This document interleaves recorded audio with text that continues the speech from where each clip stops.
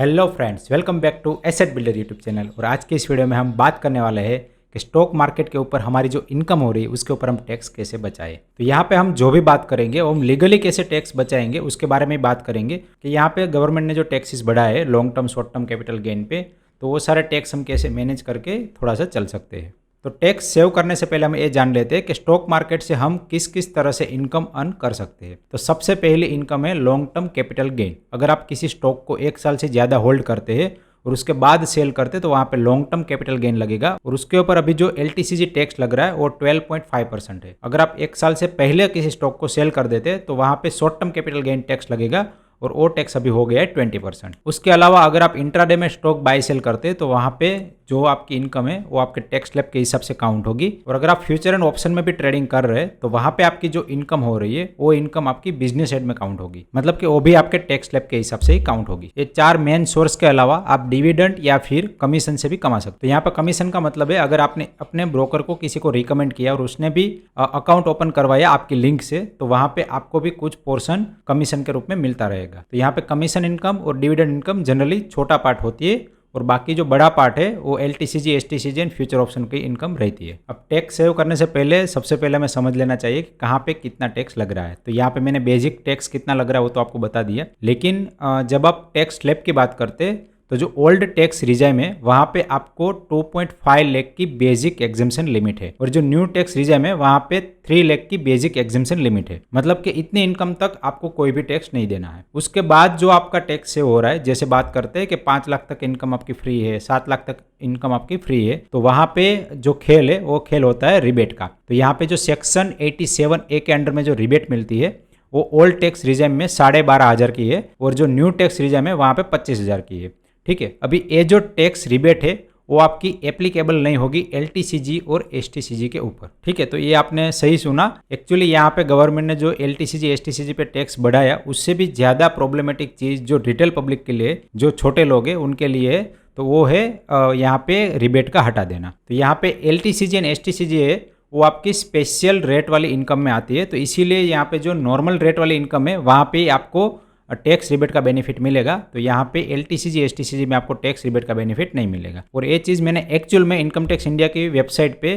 Data डाल के देख ली है, यहाँ पे कोई भी रिबेट नहीं मिल रहा है। और दूसरा एक चीज़ कि यहाँ पे आप सोच रहे होगे कि ATC में अगर मैं 1.5 लाख तक इन्वेस्ट कर देता हूँ तो वहाँ पे 1.5 लाख तक मुझे रिबेट मिल जाएगी, लेकिन ये भी अभी पॉसिबल नहीं है। अगर आप ओनली स्टॉक मार्केट में कैश में इन्वेस्ट करके कमा रहे हैं तो वहाँ पे आपका LTCG और STCG पे ATC के अंडर में भी कोई भी डिडक्शन नहीं मिलेगा। जो आप सोच रहे हैं कि डिडक्शन मिलेगा तो वो डिडक्शन भी नहीं मिलेगा। तो ये डेटा भी मैंने इनकम टैक्स इंडिया की वेबसाइट में डाल के देख लिया है, यहाँ पर भी कोई भी आपको डिडक्शन नहीं मिलेगा। इवन के न्यू टैक्स रिजाइम और ओल्ड टैक्स रिजाइम दोनों में नहीं मिलेगा। तो अभी हमारे पास क्वेश्चन आता है कि हम कौन से टैक्स रिजाइम में जाए। तो मान लीजिए कि आप ऐसे अकाउंट से ट्रेड कर रहे हैं कि जहाँ पे कोई भी अदर इनकम नहीं है, ओनली स्टॉक की कैश मार्केट में ट्रांजेक्शन वाली इनकम है या फिर F&O वाली इनकम है, तो आपके लिए न्यू टैक्स रिजाइम ही बेस्ट रहेगा। क्योंकि यहाँ पे जो बेसिक एग्जेम्पशन लिमिट है वो 2.5 लाख है ओल्ड में और न्यू में है 3 लाख।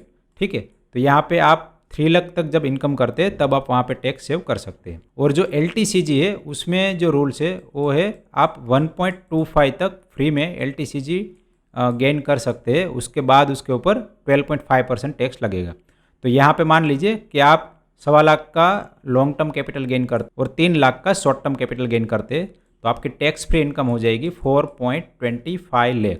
ठीक है, इसके ऊपर अगर आपकी इनकम जाती है तो आपको यहाँ पे टैक्स पे करना ही करना है। तो यहाँ से हमें ये समझ में आता है कि गवर्नमेंट ने जो टैक्स सेव करने के रास्ते थे वो धीरे धीरे सारे बंद कर दिए। ठीक है, अभी यहाँ पे हम एक चीज़ का फ़ायदा उठा सकते हैं, वो है LTCG का। तो LTCG मान लीजिए कि 1.25 लाख तक आपका फ्री है, तो आपको क्या करना है कि हर साल आपका जो भी लॉन्ग टर्म कैपिटल गेन है 1.25 लाख का वो श्योरली आपको बुक कर लेना है। और आपको ऐसा लग रहा है कि इसको मुझे होल्ड करना है तो फिर से उसको बाय कर लेना है। फॉर एग्जांपल आपने कोई XYZ शेयर में इन्वेस्ट किया है 5 लाख का, फॉर एग्जांपल मान लेता हूँ मैं, और यहाँ पे अभी इसकी करंट वैल्यू है 6.25 लाख। ठीक है, या फिर मान लीजिए कि 10 लाख है। ठीक है, तो ये शेयर आपका डबल हो गया, आपको ऐसा लग रहा है कि ये शेयर मल्टीबैगर हो सकता है। ठीक है, तो यहाँ पे आपका 5 लाख का सीधा सीधा कैपिटल गेन है, तो आपको क्या करना है, यहाँ से 2 लाख रुपए का गेन जो है 2 या फिर 2.5 लाख रुपए का गेन आपको बुक कर लेना है। ठीक है, 2.5 लाख रुपए का जितने भी शेयर है उतने आप सोल्ड कर देंगे तो आपका यहाँ पे 1.25 आपका अपना कैपिटल होगा और 1.25 आपका यहाँ पे प्रॉफिट होगा। ठीक है, तो आपने 1.25 लाख का long term capital gain book कर लिया। ठीक है, तो ऐसा हर साल आपको करते जाना है। तो हर साल आपको minimum long term capital gain 1.25 lakh का बुक कर ही लेना है। ठीक है, अगर आप प्रॉफिट में है तो, अगर लॉस में है तो यहाँ पे कोई सवाल ही नहीं आता। तो अगर आप 10 साल तक ऐसा करते हैं तो 10 साल में आप 12.5 लाख रुपए टैक्स फ्री कमा सकते हैं। उसके बाद जो भी टैक्स लगेगा वो तो आपको टैक्स देना ही पड़ेगा। ठीक है, तो ये एक रास्ता हो गया। और दूसरा कि यहाँ पे हम टैक्स फ्री 4.25 लाख कमा सकते हैं अगर ये हम एक अकाउंट में करते हैं तो यहाँ पे दूसरा रास्ता हमारे लिए है कि हम दूसरे फैमिली मेंबर के अकाउंट में भी हम ट्रेड कर सकते हैं और वहाँ से भी कुछ इनकम अर्न कर सकते हैं। ठीक है, तो यहाँ पे हम मान लेते हैं कि आपके वाइफ के अकाउंट से तो आप कर ही रहे हैं और साथ में आप अपने फादर, मदर, सिस्टर या फिर सिस्टर इन लो, तो ये जो फैमिली मेंबर है वो नॉन अर्निंग मेंबर होने चाहिए, तभी आप इसमें ट्रेड करेंगे तो वहाँ पे आपकी जो इनकम है वो नॉन टैक्सेबल होगी। अदरवाइज आपको वहाँ पर भी क्लब इनकम होके आपको ज़्यादा टैक्स पे करना पड़ सकता है। तो यहाँ पे मैं बाय डिफ़ॉल्ट मान लेता हूँ कि मदर फादर आपके रिटायर्ड है या फिर नॉन इनकम जनरेटिंग मेंबर है और आपकी सिस्टर या फिर सिस्टर इन लो ये भी नॉन इनकम जनरेटिंग मेंबर है। ठीक है, तो इनके नाम पर अकाउंट ओपन करके आप वहाँ पर ट्रेड कर सकते हैं। तो यहाँ पर मान लेते हैं कि एक फैमिली मेंबर के नाम पे अगर हम 4.25 लाख का इनकम अर्न कर सकते हैं तो आप टोटल 5 है तो इंटू 5 करेंगे तो आप टोटल यहाँ पे टैक्स फ्री 21 लाख रुपीस कमा सकते। ठीक है, तो यहाँ पे पहले हम ज़्यादा कमा सकते थे लेकिन गवर्नमेंट ने जो टैक्स रिबेट है 87 है उसमें चेंजेस कर दिए, तो इसीलिए अभी ये जो टोटल अमाउंट है वो कम हो गया है। इसके अलावा कैपिटल गेन की इनकम पे और कुछ रिबेट भी हमें मिल जाती है, तो वो भी हम एक बार देख लेते हैं। तो सेक्शन 54 इसके बारे में भी आपको शायद पता ही होगा। तो आप जो भी कैपिटल गेन करते हैं लॉन्ग टर्म कैपिटल गेन, तो वो सेक्शन 54F के अंडर में आप अगर वही जो इनकम वाला अमाउंट है, मान लीजिए कि आपने 10 साल तक किसी शेयर को होल्ड किया और आपका 40-50 भी अगर बन गया और वहाँ से आपको एक अच्छा खासा गेन मिल रहा है और आप उसी टाइम पे प्रॉपर्टी बाय करना चाहते हैं, तो अगर आप रेसिडेंशियल प्रॉपर्टी में वो पैसे इन्वेस्ट कर देते तो आपके सेक्शन 54F के अंडर में वो डिडक्शन क्लेम कर सकते हैं। तो यहाँ पे एग्जांपल के लिए मान लेते हैं कि आपने 10 लाख रुपए कोई शेयर में इन्वेस्ट किए थे, आपने 10 साल तक वो होल्ड किया और वो 40 भी अगर बन गया, ठीक है, तो उसकी वैल्यू मान लीजिए हो गई 4 करोड़ रुपीज़। ठीक है, तो यहाँ पे आपका कैपिटल गेन हो गया 3.9 करोड़। ठीक है, अब जैसे मैंने बताया कि आप 1.25 लाख तक तो हर साल प्रॉफिट बुक करते जाएंगे तो वो आपका कैपिटल गेन कम हो जाएगा। ठीक है, तो यहाँ पे मान लेते हैं कि 10 साल में आपने 12 लाख रुपीज़ का इस तरह से टैक्स बचा लिया। ठीक है, तो यहाँ पे और 12 लाख माइनस हो गए, तो यहाँ पे मैं मोटा मोटा मान लेता हूँ 3.75 लाख, 3.75 करोड़ रुपीज़ आपका कैपिटल गेन हो गया। ठीक है, तो अगर ये पैसे आप किसी एसेट या फिर तो ये पैसे अगर आप किसी रेसिडेंशियल प्रॉपर्टी को बाय करने में यूटिलाइज़ करते हैं, मान लीजिए कि आप कोई 4 करोड़ रुपीज़ का मकान खरीद रहे हैं, तो वहाँ पे डायरेक्टली ये आपका टैक्स फ्री पैसा हो जाएगा। तो यहाँ पे अगर आप ये नहीं करते, यहाँ पे आपको सीधे सीधा टैक्स पे करना पड़ता। अगर आप ये चीज़ कर रहे हैं तो आपका यहाँ पे ये टैक्स सेव हो गया। ठीक है, लेकिन अल्टीमेटली यहाँ पर भी एक प्रॉब्लम है कि आप जो प्रॉपर्टी बाय कर रहे हो आपकी रिक्वायरमेंट है तो ठीक है, अगर आप सिर्फ टैक्स सेविंग करने के लिए बाय कर रहे हैं तो वहाँ पर भी आगे जाके कैपिटल गेन टैक्स लगने वाला ही है और वो टैक्स भी आपका फ्लैट 12.5% के हिसाब से ही लगेगा। ठीक है, तो यहाँ तक तो क्लियर है कि आप अपने दूसरे फैमिली मेंबर के अकाउंट में ट्रेड कर सकते हैं या फिर सेक्शन 54 में डिडक्शन क्लेम कर सकते हैं और हर साल long term capital gain 1.25 lakh का बुक करके टैक्स सेव कर सकते हैं। फिर नेक्स्ट है HUF अकाउंट। अभी यहाँ पे आप देखेंगे तो फैमिली मेंबर की एक लिमिटेशन है कि मान लीजिए कि उसमें 2 या 4 फैमिली मेंबर ही आपके नॉन इनकम जनरेटिंग मेंबर हो गए, तो बाकी सारे मेंबर में भी इनकम जनरेट कर रहे होगे, तो वहाँ पे उसके क्लबिंग होके आपको ज़्यादा टैक्स पे करना पड़ सकता है। तो यहाँ पे एक आसान रास्ता है कि अगर आप अपना HUF अकाउंट मतलब Hindu undivided family account open कर लेते हैं, तो जो भी शादीशुदा पर्सन है वो अपना HUF अकाउंट ओपन करवा सकते हैं। वहाँ पे जो मेल पर्सन है वो उसी HUF अकाउंट का करता रहेगा और एक अलग एंटिटी के रूप में हम अकाउंट ओपन कर सकते हैं। तो सिमिलरली हम हमारे फादर के नेम पे भी HUF अकाउंट ओपन कर सकते हैं। तो मैं मान लेता हूँ कि आपके पास यहाँ पे अपॉर्चुनिटी है कि आप 2 HUF अकाउंट ओपन कर सकते हैं। ठीक है, तो आपके पास अगर मान लीजिए कि 4 फैमिली मेंबर है प्लस आपने 2 HUF अकाउंट ओपन कर लिए, तो आपके पास टोटल 6 अकाउंट हो गए। अभी ये 6 अकाउंट में आप 4.25 लाख का इनकम करते हैं long term short term capital gain से, तब तक आपको कोई भी प्रॉब्लम नहीं है। तो यहाँ पे मोटा मोटा हम मान लेते हैं कि आपके टोटल 4 फैमिली मेंबर और 2 HUF हो गए, और आपको ऐड नहीं कर रहा हूँ क्योंकि मैं मान लेता हूँ कि बाय डिफॉल्ट आपकी जो इनकम है वो ऑलरेडी 5 लाख से ऊपर ही होगी, तो यहाँ पे डायरेक्टली आपकी इनकम में क्लब हो जाएगी और आपको ज़्यादा टैक्स पे करना पड़ रहा है, तो आप अपने अकाउंट में ट्रेड नहीं कर रहे।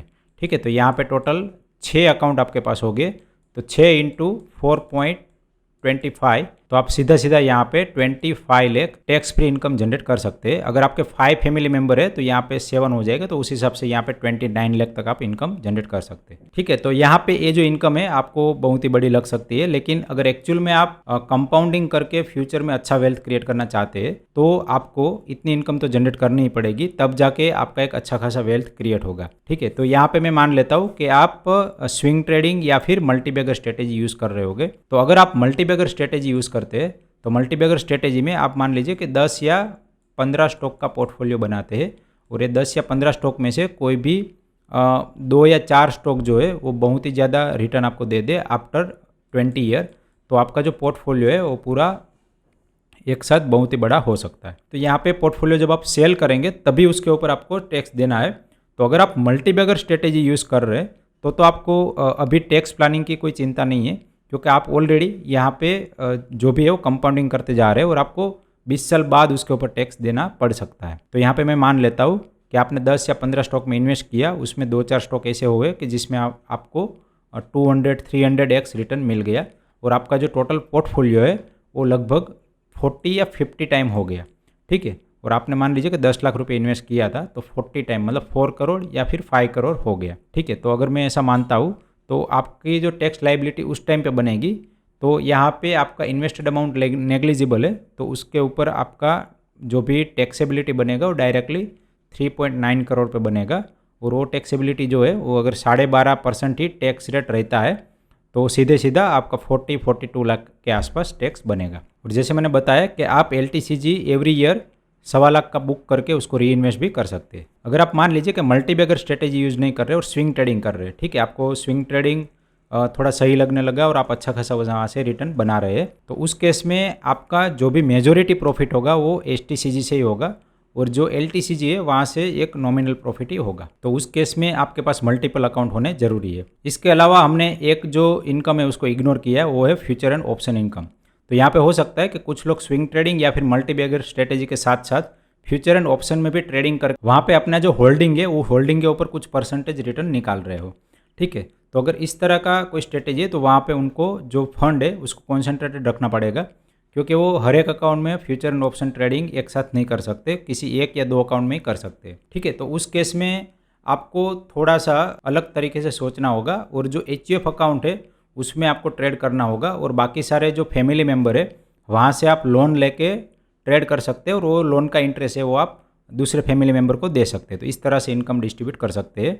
या फिर दूसरा रास्ता है कि सभी फैमिली मेम्बर मिल के यहाँ पे एक प्राइवेट लिमिटेड कंपनी बना दे, और आप प्राइवेट लिमिटेड कंपनी में आप अनसिक्योर लोन दे के फंड रेज कर सकते हैं, और उसी फंड से आप ट्रेडिंग करिए, और उसी ट्रेडिंग पे जो भी आपका इनकम आए उसमें एक्सपेंस के तौर पे आप इंटरेस्ट दिखा सकते हैं, या फिर फैमिली मेम्बर की सैलरी भी दिखा सकते हैं।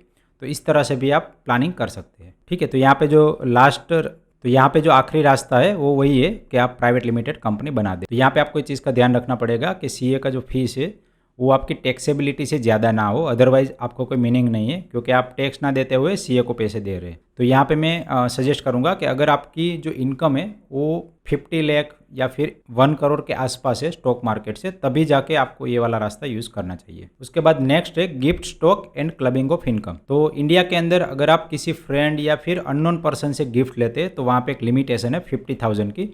उससे ज़्यादा अगर आपने गिफ्ट रिसीव किया है तो उसके ऊपर टैक्सेबिलिटी लगती है, वो डायरेक्टली आपके टैक्स स्लैब के हिसाब से लगेगी।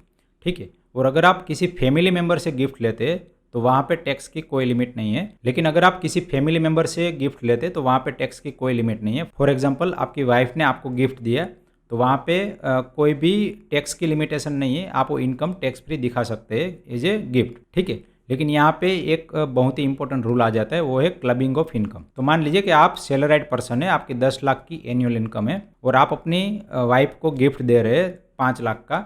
ठीक है, और आपकी वाइफ जो है वो नॉन अर्निंग फैमिली मेम्बर है, तो उसकी तो टैक्सेबिलिटी 0 है। अब आपने उसको 5 लाख रुपए दे दिए, तो 5 लाख रुपए पे आपने FD करवा दिया, तो वो जो FD है वहाँ पे 7% के हिसाब से कुछ इनकम अर्न होगा। तो वो जो इनकम है वो डायरेक्टली क्लब हो जाएगी जिसने गिफ्ट दिया है उसके अकाउंट में। तो मतलब कि आप अगर 5 लाख रुपये अपनी वाइफ को दे के वहाँ पर अगर उसको FD करवा देते तो उसके ऊपर जो टैक्सेबिलिटी लगेगी वो आपकी इनकम के हिसाब से लगेगी। तो यहाँ पे तो गिफ्ट देने का कोई फ़ायदा ही नहीं है, क्योंकि आपका पर्पज़ यही था कि मैं यहाँ पे फंड डिस्ट्रीब्यूट करके वहाँ पे टैक्स सेव करूँ। तो यहाँ पे एक चीज़ ये है कि आप जब अपनी वाइफ को गिफ्ट देते उसके ऊपर जो इंटरेस्ट मिला, वो इंटरेस्ट के ऊपर अगर ज़्यादा अर्निंग हुआ, मतलब वो जो इंटरेस्ट मिला, फॉर एग्जांपल 5 लाख के ऊपर 50,000 का इंटरेस्ट मिला, तो 50,000 का जो इंटरेस्ट है उसके ऊपर अगर कोई इनकम होती है तो वो जो इनकम है वो टोटली टैक्स फ्री है। लेकिन अगर यही गिफ्ट अगर कोई नॉन अर्निंग फैमिली मेम्बर के पास से मिलता तो वहाँ पे कोई भी ये प्रॉब्लम नहीं होता, क्योंकि नॉन अर्निंग फैमिली मेम्बर का भी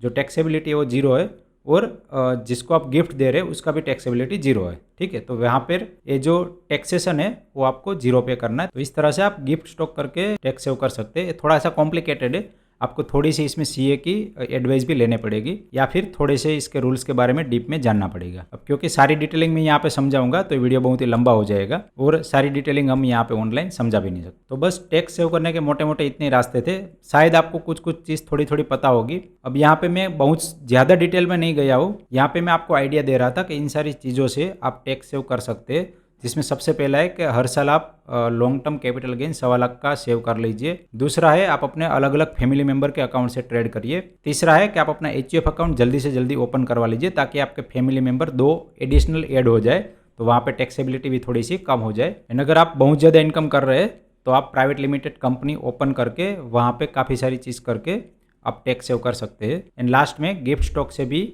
आप अपना टैक्स मैनेज कर सकते हैं। तो आशा करता हूँ कि किस तरह से आप ये बढ़ते हुए टैक्सेशन वाले सिनेरियो में अपने टैक्स मैनेज कर सकते हैं और अच्छी तरह से अपना वेल्थ क्रिएट कर सकते हैं, वो जानकारी मिल गई होगी। तो अगर आपको ये वीडियो पसंद आए तो प्लीज़ वीडियो को लाइक करिए एंड चैनल को सब्सक्राइब करिए। एंड लास्ट में इस वीडियो को एंड तक देखने के लिए आप सभी का दिल से धन्यवाद।